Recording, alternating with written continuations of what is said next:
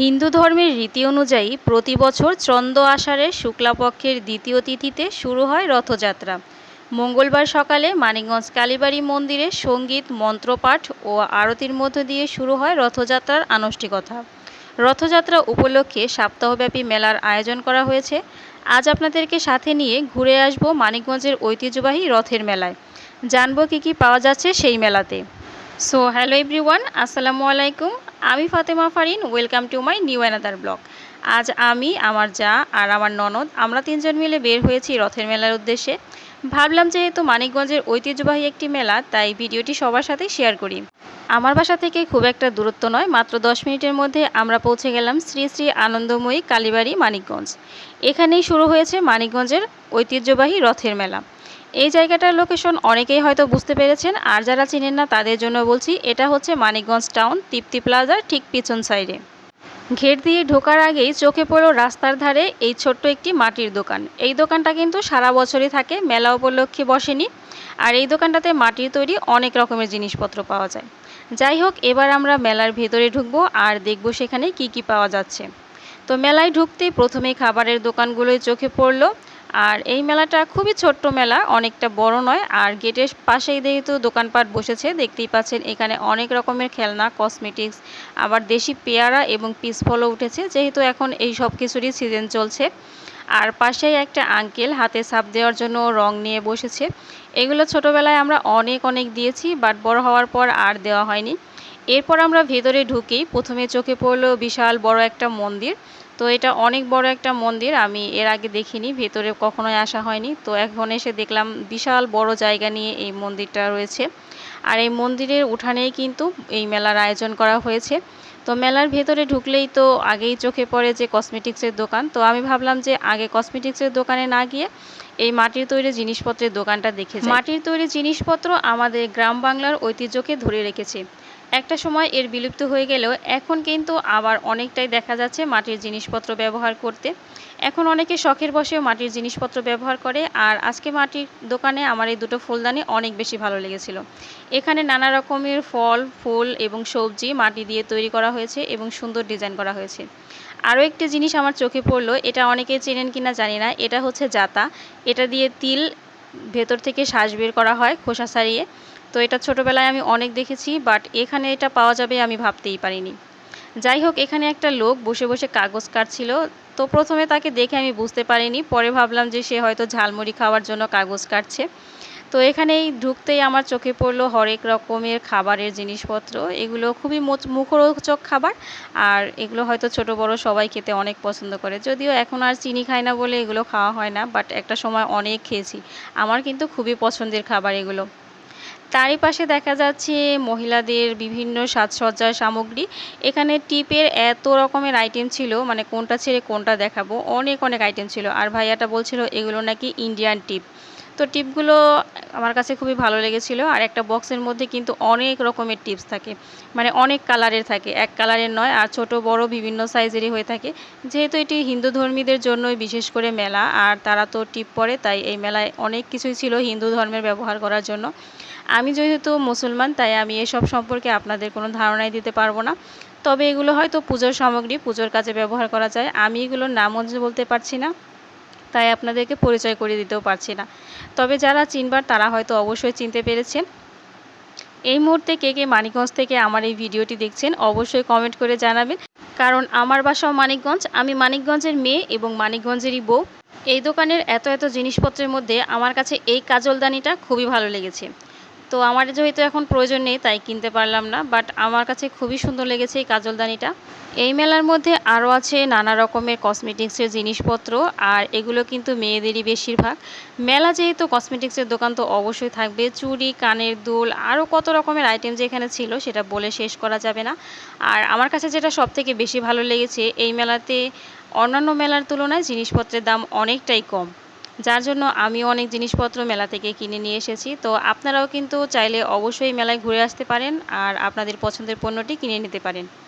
এখানে সুন্দর সুন্দর কিছু টুপি ছিল, আর এখানে ছিল মাত্র 20 টাকা, 10 টাকা, 30 টাকা এরকম প্রাইজের অনেক অনেক জিনিস, যেগুলো যাদের ছোট বেবি আছে তারা তো অনেক আইটেম কিনতে পারবেন। আমি কিন্তু আমার মেয়ে বাবুটার জন্য অনেক আইটেমের খোপা, ক্লিপ এবং কাঁকড়া কিনে নিয়েছি।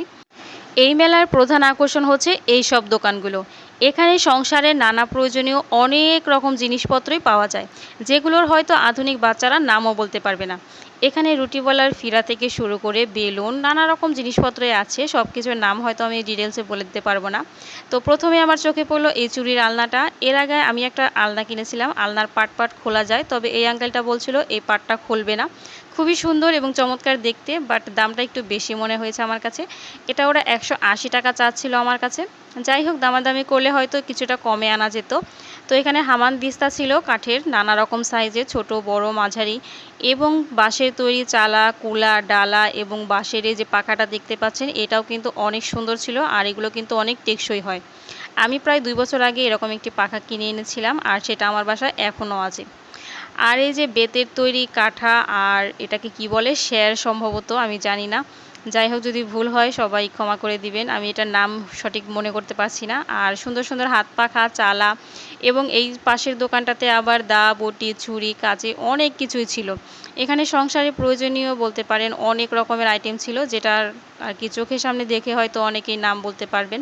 তো এখানে অ্যালুমিনিয়ামের যে তাওয়াটা দেখতে পাচ্ছেন, রুটি সেকার তাওয়া, তো এই তাওয়াটা তারা 300 টাকা দাম চাচ্ছিল, আর এটা নাকি একদম 30-35 বছর ব্যবহার করা যাবে। এছাড়াও ঢালাইয়ের কড়াই এবং চিতই পিঠার যে খোলা সেটাও পাওয়া যাচ্ছে। এছাড়াও কাঁচি, নিড়ানি, দা, বটি, ছুরি, তারপরে আপনার পান খাওয়ার জন্য যে সুপারি কাটার সর্তা সেটাও পাওয়া যায়, কোদাল, কুড়াল সবই পাওয়া যাচ্ছে। এছাড়াও কসমেটিক্সের দোকানগুলোতে নানা রকম ব্যাগ পাওয়া যাচ্ছিল। তো মেলার ভেতরেও একটা বয়স্ক মুরব্বি বসেছে, তিনিও হাতে ছাপ দিচ্ছিলেন। তো একবার ভাবছিলাম যে হাতে ছাপ দিব, বাট মনে হচ্ছিল এই ছাপটা আমাদের জামা কাপড়ে লেগে যাবে, তো তখন একটা বিশ্রী ব্যাপার হয়ে যাবে, তার জন্য আর ছাপটা নেওয়া হয়নি। বাট আমার কিন্তু অনেক ইচ্ছে ছিল হাতে ছাপ দেওয়ার। তারপর একটা দোকানে গিয়ে আমার এই আংটিগুলো তো এত বেশি ভালো লেগেছিল। এই আংটিগুলো একদম ডায়মন্ড কাটের আংটি, যেগুলো মার্কেট থেকে কিনতে গেলে কমপক্ষে আপনাকে 150 বা 200 টাকা দিয়ে কিনতে হবে, কিন্তু এখানে কিন্তু মাত্র 100 টাকা করে আপনি আংটিগুলো নিতে পারেন। তো আংটিগুলো একদমই আপনার অ্যাডজাস্টেবল, আপনার হাতে ছোট বা বড় করে লাগাতে পারবেন। তো আংটিগুলো কিন্তু আমার কাছে খুবই ভালো লেগেছে। আপনাদের কাছে কেমন লেগেছে অবশ্যই কমেন্ট করে জানাবেন। এরই পাশে ছোট্ট ছোট্ট কিউট কিউট কিছু নেল পলিশ দেখছিলাম, এগুলো দেখতে কিন্তু অনেকটাই সুন্দর। মেলার পুরো ভিডিওটা করতে গিয়ে ভিডিওটা অনেকটাই লং হয়ে গেছে, তো আমি খুবই দুঃখিত। আপনারা প্লিজ ধৈর্য ধরে পুরো ভিডিওটি দেখ। আরও আকর্ষণ কিন্তু বাকি আছে ভিডিওর শেষে, তাই পুরো ভিডিওটি অবশ্যই দেখতে হবে। তো অনেকক্ষণ কসমেটিক্সের দোকানে ঘোরাঘুরি করার পর অনেক কিছু কেনাকাটাও আমাদের শেষ হয়ে গেছে। তো এরপর আমরা বের হয়ে যাচ্ছিলেন, এমন সময় দেখলাম এখানে মুড়ি এবং চটপটির দোকানও বসেছে। যাই হোক, আমরা এসেছিলাম একদম 2টা থেকে 3টা এই সময়টার মধ্যে, যার জন্য ভিড়ভাড়টা খুবই কম ছিল। এমনিতেও এই মেলাতে খুব একটা ভিড়ভাড়টা হয় না, একটু সন্ধ্যা বা বিকালের টাইমে একটু লোকজন হয়তো বেশি আসা যাওয়া করে, আর বাকি সময়টাতে একদমই ফাঁকা থাকে। তো আমরা সবাই মিলে ভিডিও করার পর এখন আমরা একটু সবাই মিলে মজা করছিলাম, ছবি টবি তুলছিলাম। তো একটু ঢং করে ছবি তুলতে গিয়ে কি একটা অবস্থা হয়ে গেছে দেখুন, হাত পা। তো এখন কিন্তু এভাবেই ছবি তোলা হয়, এখন আর কেউ ফেস দেখিয়ে যেহেতু ছবি বা ভিডিও করে না, তো হাত পা এভাবে ছবি তুলতে হয়। তো যাই হোক, আমরা কিভাবে ছবি তুলবো সেটাই বুঝতে পারছিলাম না। তারপর সবাই মিলে মজা করে এভাবে ওভাবে কিছু একটা ভিডিও করলাম আর কি। তো রথের মেলায় কিন্তু নটকোনা খাওয়াটা একটা প্রচলন আছে। তো আমরা সবাই জানি যে রথের মেলাতেই নটকোনা পাওয়া যায়। এই লটকনগুলো অনেক মিষ্টি ছিল, এগুলো নরসিংদীর লটকন ছিল। আর মেলার ঠিক বাহিরে আপনার রাস্তার যে ধারে একদম অনেকগুলো মশলাপাতির দোকান বসেছে। এখানে নানা রকমের রান্নার মশলা পাওয়া যাচ্ছে, তিল, সরিষা, কালো জিরা, মেথি, তারপর মৈশনা, দারচিনি, এলাচ, তেজপাতা, লবঙ্গ, গোলমরিচ, অনেক রকমের মশলা, হয়তো আমি এতগুলোর নামও আপনাদের বলতে পারবো না। তবে এবছর কালো জিরা বিক্রি করা হচ্ছে 420 টাকা কেজি, আর যেটা একটু কম সেটা হচ্ছে 380 টাকা কেজি। এছাড়াও আরও নানা রকমের মশলা এখানে ছিল, আর এটা ছিল চৈতা সর্ষা। তো আমি আমার বাসার জন্য চৈতা সর্ষা অবশ্যই প্রতি বছর কিনে থাকি। আর আমি কিন্তু সব মশলাই এই মেলা থেকে নেই, কারণ এখানে চোখের সামনে সব মশলাই পাওয়া যায়, আপনি হাতে ধরে দেখে তারপর যাচাই করে নিতে পারেন। এই যে এখানে ধনিয়া দেখতে পাচ্ছেন, এই ধনিয়াগুলো এত পরিষ্কার ছিল। আর এই লোকটা বলছিল তিনি নাকি তার নিজের গ্রামের থেকে শস্য এনেছেন, কোনো পাইকারি দোকান থেকে নয়। তাতে বোঝা যাচ্ছে যে অবশ্যই শস্যগুলো অনেক ভালো হবে। যারা মানিকগঞ্জ শহরে থাকেন তারা তো অবশ্যই দেখেই চিনতে পেরেছেন, আর যারা বাইরে থেকে দেখছেন তাদের জন্য আমি একবার লোকেশনটা দেখিয়ে দিচ্ছি। এটা হচ্ছে তৃপ্তি প্লাজার ঠিক সামনের রাস্তাটা। রাস্তার ধারে এই সব দোকানগুলো বসেছে। এখানে অনেক রকমের মশলাপাতি পাওয়া যাচ্ছে। এটা ছিল মইসনা, অনেকে তিসিও বলে থাকেন। এটা আমি বিয়ের আগে চিনতাম না, বাট বিয়ের পর আমার শাশুড়ি থেকে চিনেছি আর খাওয়াও শিখেছি। অনেক তো ঘোরাঘুরি হয়েছে, বাট খাওয়া দাওয়া হয়নি। খালি পেটে কি আর এত কথা বলা যায়? তাই ভাবলাম তিনজন মিলে যেহেতু এসেছি, একটু বসে চটপটি খেয়ে যাই। যদিও আমি বাইরে থেকে খাবার খুবই কম খেয়ে থাকি, বাট আজকে যেহেতু সবাই মিলে এসেছি তাই ভাবলাম একটু খাওয়া দাওয়া করি। তো এটা হচ্ছে আফরোজা রমজান আলী গার্লস স্কুলের ঠিক অপোজিটে নতুন একটা চটপটির দোকান হয়েছে। রাস্তা দিয়ে যাওয়া আসার সময় আমি অনেকবার দেখেছি মহারাজা চটপটি অ্যান্ড ফুচকা। তো ভাবলাম মহারাজা যখন একটু ঘুরেই দেখি। তো ঘোরাঘুরি করে বেশ ভালোই লেগেছে, বেশ পরিষ্কার পরিচ্ছন্ন। নতুন হয়েছে দোকান, তার জন্য আরও পরিষ্কার পরিচ্ছন্ন। তারপর আমরা সবাই মিলে বসে তিনজনে 3 প্লেট চটপটি অর্ডার করি। তো সেদিন ফুচকাটা নয়, আমার চটপটিটাই খেতে ইচ্ছে করছিল। তো চটপটি দেখেই কিন্তু মনে হচ্ছে খুবই মজা হবে। তো আলহামদুলিল্লাহ সত্যি সেদিনকার চটপটিটা অনেক বেশি মজার হয়েছিল। তো যাই হোক, আমরা সবাই মিলে চটপটি খেয়ে অনেক গল্প আড্ডা করি। প্রায় 2 ঘন্টার মতো আমরা মেলায় ঘোরাঘুরি করি, তারপরে বাসার উদ্দেশ্যে রওনা দিই। যাই হোক, চটপটি খাওয়া শেষ, এবার তো বিল দিতে হবে। এই সবাই মিলে ধাক্কাধাক্কি করছিল, আজকে সব বিল আমি দিব না, ও বলছিল আজকে সব বিল আমিই দিই। তারপর আমরা ডিসাইড করলাম যে না, যার যার বিল আমরা নিজেরাই দিব। তারপর সবাই মিলে আমরা যার যার বিলটা নিজেই দিই। আর 20 টাকা বেশি দিতে হয়, কারণ আমরা 1 বোতল পানি নিয়েছিলাম। যাই হোক, এটা পুরোটাই মজা করার জন্য। তো যেতে যেতে আপনাদের থেকেও বিদায় নেওয়ার পালা।